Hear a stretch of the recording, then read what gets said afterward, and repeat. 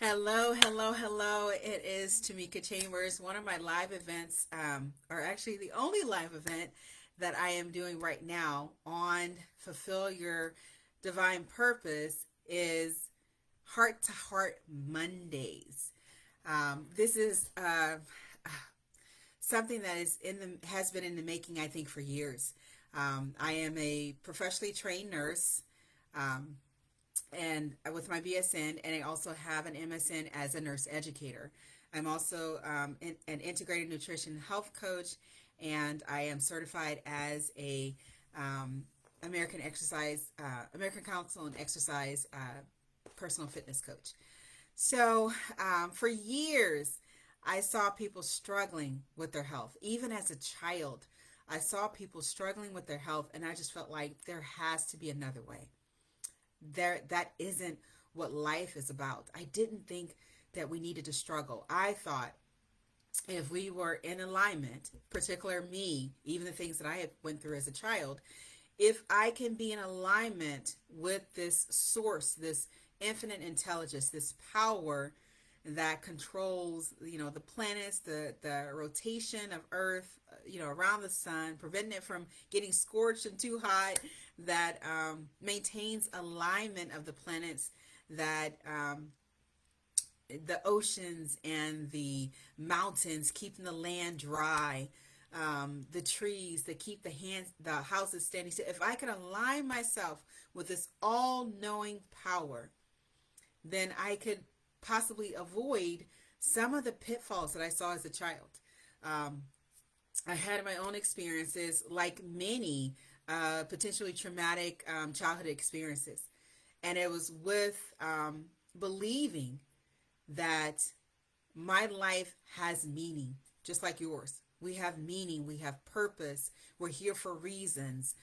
As I continue to grow and evolve, we all have gifts and talents that unfortunately sometimes we allow traumatic events, not that they cause it, but we allow it internally, the messages that we put into our nervous system, right? Because we have this internal wiring throughout our body called the nervous system that affects every organ, our eyes, our brain, our heart, um, our digestive tract, that affects all of that from our head to our toes.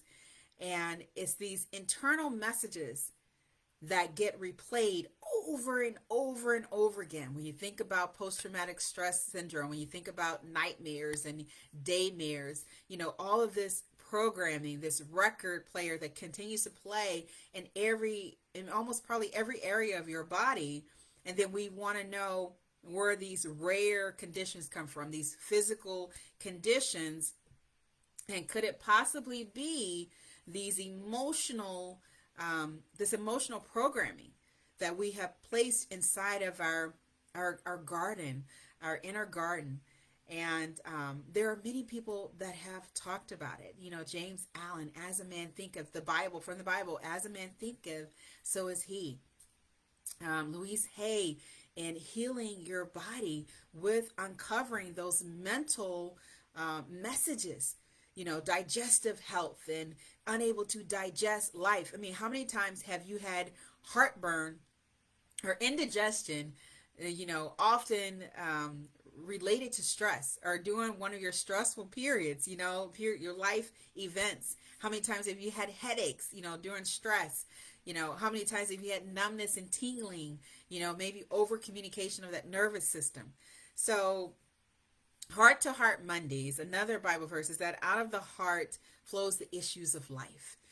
As you may have, if you've looked at other videos, I've mentioned that heart disease is the leading cause of death among men and women and certain racial and ethnic groups, per the CDC. That every 34 seconds, someone dies from cardiovascular events or disease, and that millions of people live. I believe it was over 20 million, 20.1 million people is estimated to be living with coronary artery disease. Often we want to tackle the outside stuff. We want to tackle the eating and get on a diet, but what is it that makes you eat the way you do? What makes you continue to overeat or to undereat? Are you lacking control in your life? Has something happened that you've internalized it, that you're not in control? So you're obsessed about your eating habits, under eating, overeating. Where did you learn that food is comfort food? That anytime you're feeling bad, just eat a pint of ice cream, it'll make you feel better. But there was no conversation about the amount of fat that is in ice cream. If you're getting regular ice cream, the amount of fat that's in ice cream gets in there and clogs up those blood vessels, arterial sclerosis. So for years, I've seen people just struggle, including myself, my health issues.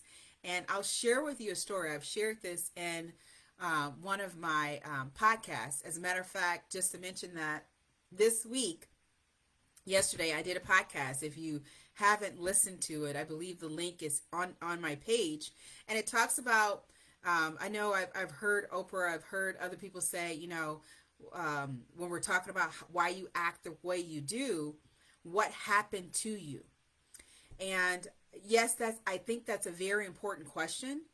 But the other question, the other pivotal question, the question that will change the direction that you're going in, is not so much what happened to you, not to belittle it. Yes, you can ask that question, but the question becomes, how did you interpret what happened to you? Many people go through traumatic events. Some thrive. And for me, it was like, that's not how I want to live my life. Having a father that misused alcohol and drugs. I knew that wasn't the way to go, because I said it messed with the family, the internal family. I wanted to face my emotions. I didn't want external things to cover up the emotions, because eventually I have to address them anyway, right? The emotions are there. And until you face your emotions and feelings without covering them up using these external bandages, alcohol, drugs, medication, whatever it may be, to cover up these emotional, these unhealed wounds. So it was not about covering up. If anything, I let pain be my greatest teacher. And that's what I often encourage when we're talking about healing from the inside out. What did you learn from that? Because in every experience, there is something to learn. And when I'm talking about learning, I'm talking about yourself. That it's less of the blaming on other people, because then you're projecting, you tend to project your pain on others. We start labeling people instead of seeing them as someone who got lost. Someone who's here for a divine reason and purpose. And I know it's hard for many people to understand that.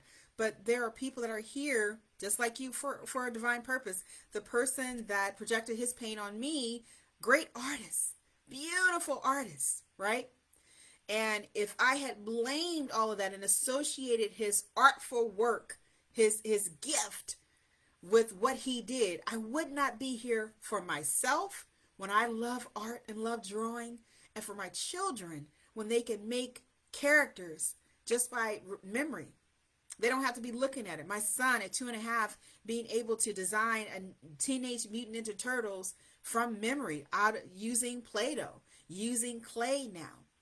And so in order to free yourself from that, we have to part ways from what was done to us and who we are, the gifts that we hold within us. Because many people are stopping what they're doing because, oh no, that person loved that too, and I associate that with that person, and you're missing out on life. You're struggling. You're in a job that doesn't excite you, that doesn't bring out the full being of you.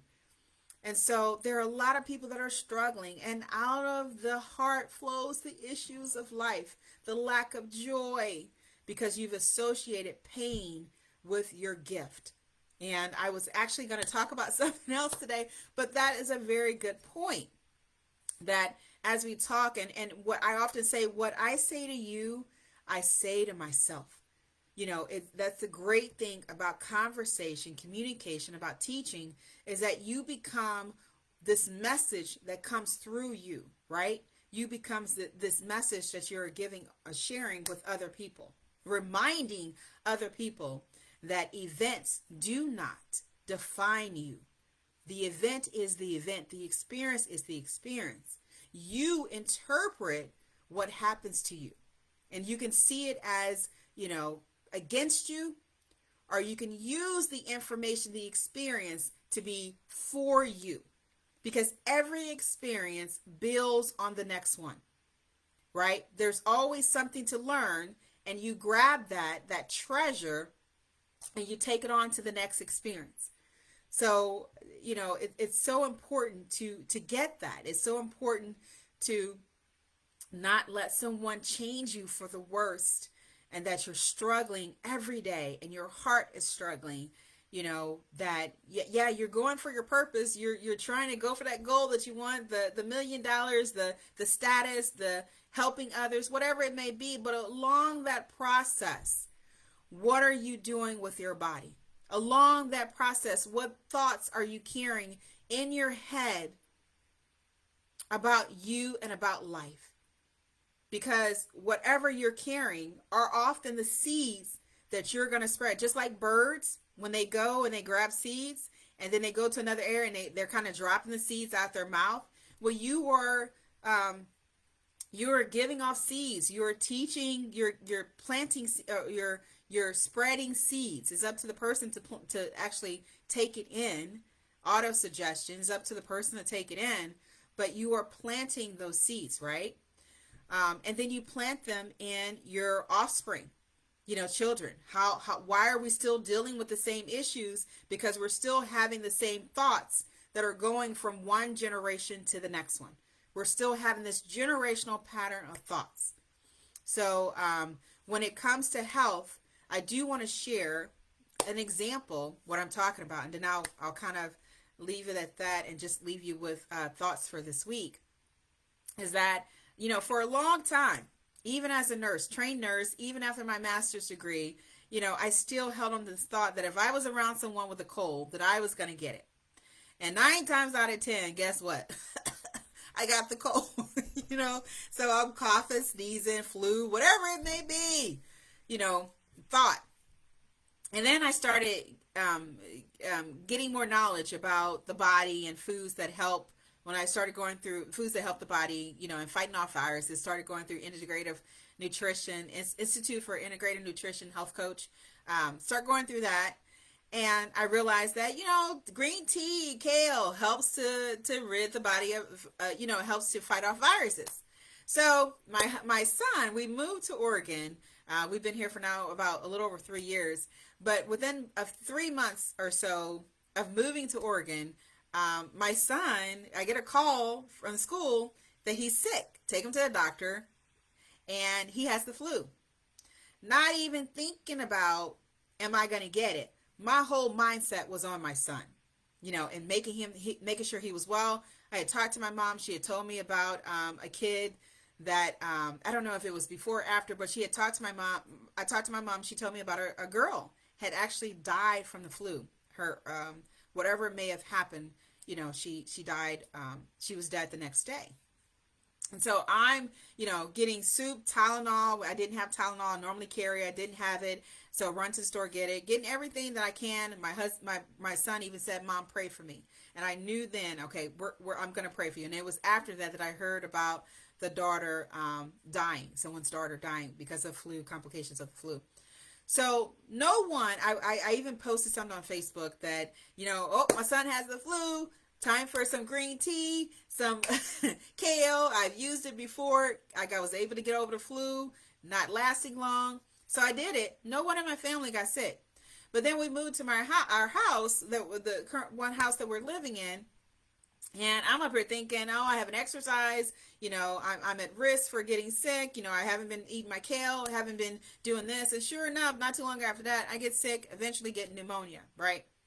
And so I'm like, okay, 1 + 1 is 2. I'm starting to really, I've thought it, intellectually, I'm experiencing it. where my thoughts may have an effect on how I feel.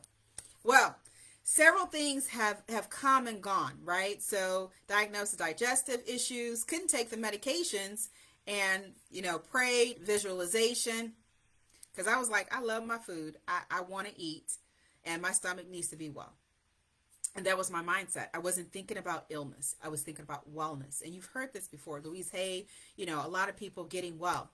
And so I'll never forget, I was sitting here at my desk, and lo and behold, I could feel something coming on me. And I said, you know what? It was a busy time. I said, no, I don't have time to get sick. And it was almost as if this cloud had lifted and went away from me. And that day I felt so alive and so well, and whatever it was left me. What I want to say is I truly believe, not just from hearing about stories and other great leaders, that our thoughts play a very important role in our health, in our lives. That as a man thinketh, so is he. What thoughts guide your path along this life? What thoughts are guiding you in health, financial, purpose, social? What are those thoughts? Because whatever you're going through, I trust and believe there are some underlying beliefs that are associated with what's going on in your life. Underlying beliefs. Whether somebody went through it, and I have to go through it. A guy told me my mother had back problems and diabetes, so I know I'm going to have it. Bam. He had it. So what are you putting? What's that self-fulfilling prophecy? What are you telling yourself? What's your mantra that you're using? Are you saying, I'm getting better and better every day? Email Q. I don't know if I'm pronouncing his name right, but what are you telling yourself? I'm getting better and better every day, or I'm getting sicker and sicker every day. What's your mantra? Because I can guarantee you're probably living out at least a portion of, if not all, that mantra that you keep telling yourself every day, a record playing, going over and over and over in your head. Those seeds that you have planted in your inner garden and the fruits that you are harvesting every day. Are they healthy fruits or are they sick fruits, right? And so out of the heart flows the issues of life. What's in your heart? What's in that inner garden? What's in the tree of life in your body? And what are you carrying throughout your fulfilling your purpose? What are you carrying? Because you can get to the finish line, but in the process, and how will you be when you are at the finish line? Will you be caring for yourself and paying all these medical bills, or will you be in the best health possible while you're doing that? This is Timika Chambers with Fulfill Your Divine Purpose. I hope this was great for you. Please feel free to leave me questions, concerns. If this has helped you, let me know. And until next time, I look forward to sharing more heart-to-heart issues with you, because we got to get to the heart of it. Stop looking at external ways of handling our issues and go inside and see what thoughts are we harboring that's making things happen. All right, are influencing things to happen. Take care. Bye.